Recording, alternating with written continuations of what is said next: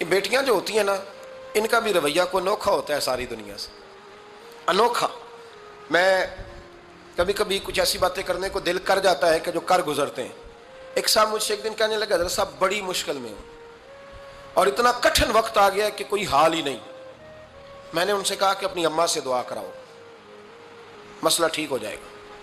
میں نے لگا اماں تو انتقال کر گئی، تو میں نے کہا بہن سے دعا کراؤ۔ کہنے لگا بہن دور رہتی ہے، تو میں نے کہا پھر بیٹی سے کرا لو۔ آپ یقین کریں، اللہ کے گھر میں بیٹھا ہوں، رمضان کا مہینہ مجھے تیسرے دن ملا۔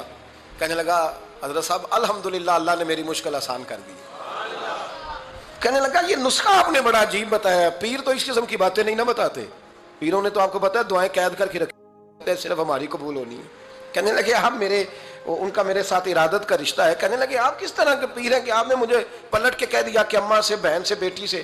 تو میں نے کہا اصل بات یہ ہے کہ میں کبھی تھکا بھی ہوتا ہوں، کبھی کسی رنگ میں بھی ہوتا ہوں، اور کئی دفعہ اب تو یہ حال ہو گیا ہے کہ رونا آئے بھی تو روتے نہیں کہ لوگ تماشا نہ سمجھیں۔ کئی دفعہ آنسو چھپانے بھی پڑتے ہیں کہ لوگ اس کو اداکاری اور فنکاری ہی نہ سمجھنے لگ جائیں۔